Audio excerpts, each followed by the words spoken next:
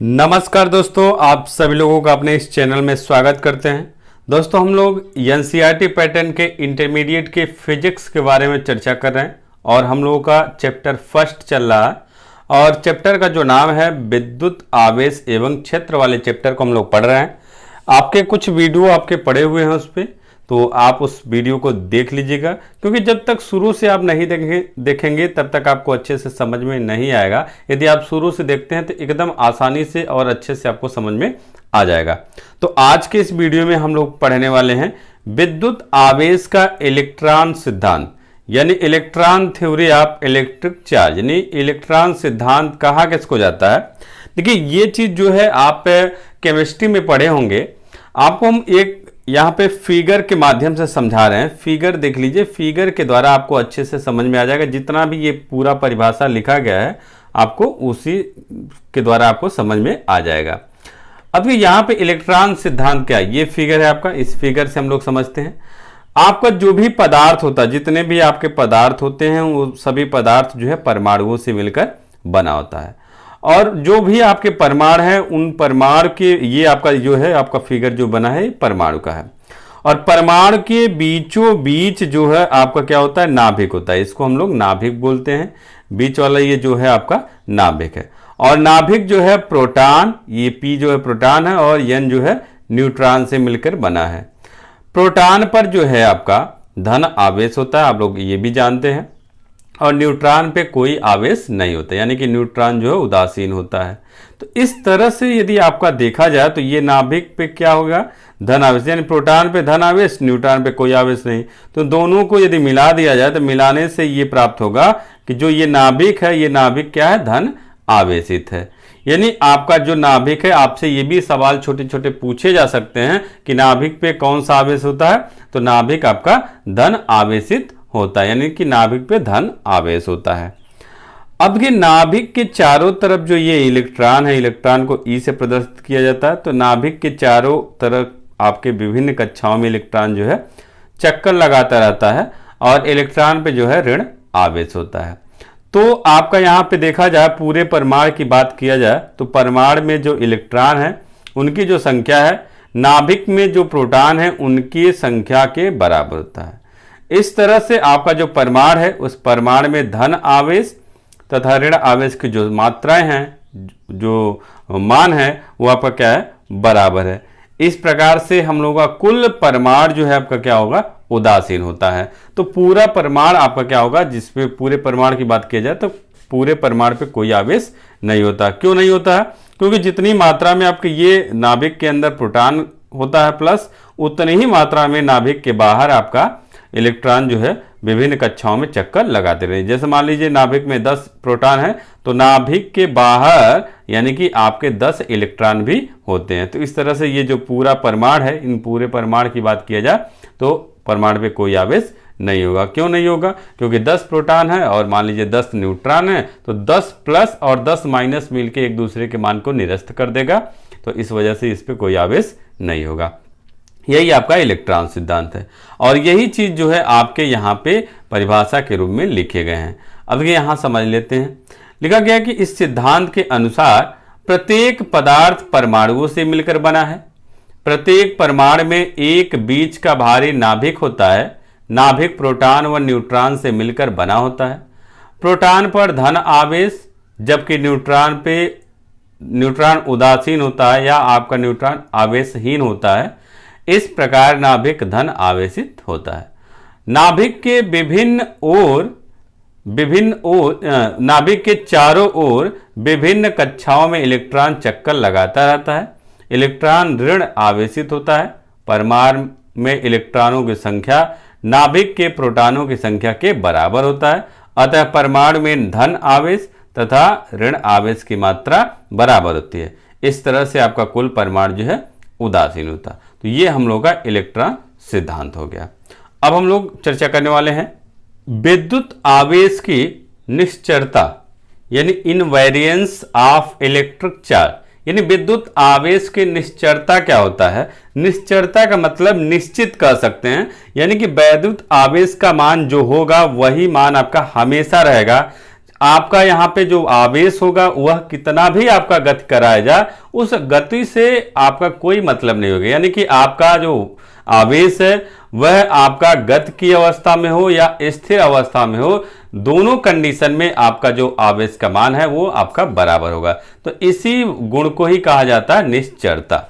यानी कि यहां पे देखिए आपका परिभाषा में कहा गया किसी वस्तु पर आवेश उसके वेग पर निर्भर नहीं करता, चाहे वस्तु स्थिर हो अथवा वह आपेक्षिकीय वेग से गतिशील हो, उसका आवेश समान रहता है। यह गुणधर्म विद्युत आवेश की निश्चरता कहलाता है।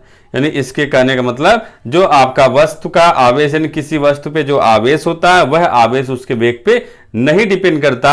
आपका वह वस्तु गति की अवस्था में हो या आपके स्थिर अवस्था में, दोनों अवस्थाओं में आपका आवेश का मान समान होता है। यह गुण ही आपका विद्युत आवेश की निश्चरता कहलाता है। यानी कि आपका विरामावस्था में आवेश और गतिशील अवस्था में आवेश दोनों का मान समान होता है। और साथ में आपका देखिए ये नोट है आपका, मेन पॉइंट है आपका। यहाँ पे कभी कभी आपके सवाल इससे पूछे जाते हैं, इसको आपको जानना बहुत जरूरी है कि विशिष्ट आपेक्षिकता के सिद्धांत के अनुसार किसी वस्तु का द्रव्यमान निम्न सूत्र के अनुसार परिवर्तित हो। यानी कि आपका यदि कोई वस्तु गतिशील है तो गतिशील की अवस्था में यदि आपका देखा जाए तो उसका द्रव्यमान जो है निम्न रूप से आपका बदल जाता है।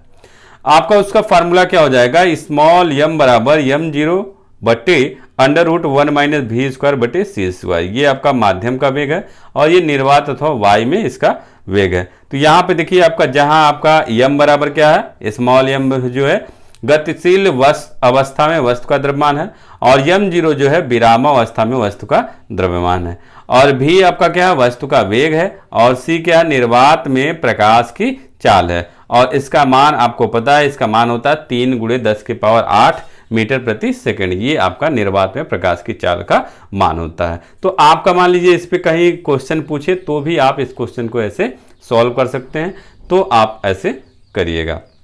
अगला आपका पॉइंट है, अगला हेडिंग है हम लोग का हेडिंग है विद्युत आवेश का संरक्षण, यानी कंजर्वेशन ऑफ इलेक्ट्रिक चार्ज। यानी कि विद्युत आवेश का संरक्षण कहा किसको जाता है। देखिए आप लोग पढ़े होंगे ऊर्जा के संरक्षण का नियम, यानी आपका जो ऊर्जा का संरक्षण का नियम है वही आपके आवेश के संरक्षण का भी नियम है। यानी कि ऊर्जा का जो संरक्षण था उसमें भी आप कह रहे थे कि ऊर्जा को न ही उत्पन्न किया जा सकता और न ही नष्ट किया जा सकता, बस इसको हम लोग एक रूप से दूसरे रूप में बदल सकते हैं। वही चीज आपका यहाँ पे भी परिभाषा आपका है, आवेश को न तो उत्पन्न किया जा सकता है और न ही नष्ट किया जा सकता है, बल्कि इसे एक रूप से दूसरे रूप में परिवर्तित किया जा सकता है, जिसे विद्युत आवेश का संरक्षण कहते हैं।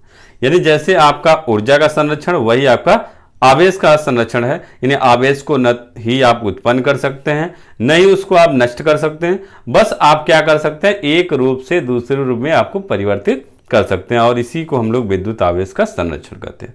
अब इसके मान को हम लोग थोड़ा सा उदाहरण के माध्यम से समझ रहे हैं। यानी आपका उदाहरण एक देखते हैं।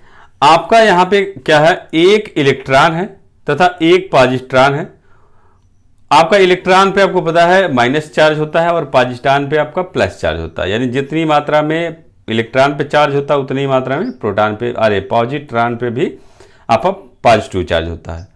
इन दोनों को एक दूसरे के अत्यंत समीप लाने पर आपको ये प्राप्त होता है कि इलेक्ट्रॉन पर ऋण आवेश होता है तथा पॉजिट्रॉन पर ठीक उतना ही धन आवेश होता है। इस प्रकार इन दोनों का कुल जो वैद्युत है वह आपका शून्य हो जाएगा। यानी जितनी मात्रा में आपका इलेक्ट्रॉन का आवेश है उतना ही आपका पॉजिट्रॉन पे आपका धन आवेश है। तो दोनों को यदि मिलाया जाए तो दोनों का जो मान है आपका आवेश का वह आपका शून्य हो जाता है। लेकिन आपका समीप लाने पे देखा गया कि दोनों की वैल्यू को यदि जोड़ के देखा जाए तो आपका मान शून्य हो गया। अब हम लोग क्या करें, इन दोनों को एक दूसरे के समीप लाएं। जब ये एक दूसरे के अत्यंत समीप आते हैं तो दोनों संयोग करके एक दूसरे का विनाश कर देते हैं तथा इसके स्थान पर दो गामा का सिंबल ये है, फोटान मतलब एक तरह की ऊर्जा है, गामा फोटान की उत्पत्ति हो जाती है। इस प्रकार कुल वैद्युत आवेश अब भी आपका शून्य ही रहता है। ये आपका सिंबल है, फार्मूला है। ये इलेक्ट्रॉन है, ये आपका पॉजिट्रॉन, इनको जब मिलाया जाएगा तो 2 गामा फोटानों की उत्पत्ति होगी। तो ये चीज आपका है, यानी कि आपका शुरू में देखा जाए जब मान लीजिए अलग अलग थे तो आपका जो इलेक्ट्रॉन है उस पर माइनस चार्ज होता है और जो पॉजिट्रॉन उस पर प्लस चार्ज होता है। तो अलग अलग जितनी मात्रा में आपका धन आवेश उतनी ही मात्रा में ऋण आवेश, तो दोनों को यदि मिला के देखा जाए तो आपका जो है ये वैद्युत आवेश जो है शून्य हो जाएगा। लेकिन जब दोनों को एक दूसरे के समीप लाएं, एक दूसरे के साथ संयोग यदि हम करा दें तो संयोग कराने से क्या होगा, वह एक दूसरे को क्या करते हैं, विनाश कर देंगे, मतलब एक दूसरे को नष्ट कर देते हैं, यानी उन दोनों का अस्तित्व जो है समाप्त हो जाएगा। और अस्तित्व जब समाप्त हो जाता है तो आपका उसमें से क्या निकलता है, गामा फोटान निकलते हैं, यानी उसमें से 2 गामा फोटान, और यह एक तरह की ऊर्जा है, उनकी उत्पत्ति होती है। अब ऊर्जा का भी कोई आवेश आपका नहीं होता। इस तरह से आपका जो वैद्युत आवेश है इसका भी मान आपका शून्य, यानी पहले भी आपका शून्य था और संयोग करने से पहले भी शून्य था और संयोग करने के बाद भी आपका क्या है, शून्य ही है। इस तरह से आपका न ही आप आवेश को उत्पन्न किए और न ही आवेश को आप नष्ट किए, बस आप क्या किए, एक रूप से दूसरे रूप में इसको परिवर्तित कर दिए। पहले क्या था, धन आवेश और ऋण आवेश था, अब आपका संयोग करने के बाद क्या हो गया, ऊर्जा हो गया, यानी कि आपका आवेश से ऊर्जा में परिवर्तित, एक रूप से दूसरे रूप में आपका ये बदल गया। तो ये आपका क्या है, वैद्युत आवेश का संरक्षण हो गया। अगला आपका टॉपिक है विद्युत आवेश का क्वांटीकरण, यानी क्वांटाइजेशन ऑफ इलेक्ट्रिक चार्ज, यानी ये आपका क्या है, इंपॉर्टेंट है, इसको आप इंपॉर्टेंट में नोट कर लीजिए। ये आपका महत्वपूर्ण क्वेश्चन है, यहां से आपके क्वेश्चन जो है पूछे जाते हैं, तो इसको आप इंपॉर्टेंट में नोट कर लेंगे। अब आपका विद्युत आवेश का क्वांटीकरण आपका होता क्या है, देखिए आपका जो क्वांटीकरण है, जैसे मान लीजिए कोई भी आपका आवेश है, उस आवेश को यदि हम कई भागों में तोड़ न सकें, यानी यदि उसको हम लोग छोटे से छोटे रूप में विभाजित न कर सकें, तो आवेश के इस गुण को ही हम लोग क्या कहेंगे, क्वांटीकरण कहेंगे या परमाणुकता कहते हैं। यानी विद्युत आवेश को अनिश्चित रूप से विभाजित नहीं किया जा सकता, आवेश के इस गुण को आवेश का क्वांटीकरण अथवा परमाणुकता कहते हैं। ये दोनों चीज एक ही है, यानी अनिश्चित रूप से, यानी कि आपको क्या कर सकते हैं, जिसको हम लोग भिन्नों में या दशमलव में हम लोग डिवाइड नहीं करते, जैसे कोई भी आपका आवेश है उसको हम लोग दशमलव में और भिन्न में आप विभाजित न कर सकें, उसी को आप क्या बोलेंगे, उस गुण को ही आप क्या कहेंगे, क्वांटीकरण, यानी कि आवेश का क्वांटीकरण कहा जाएगा।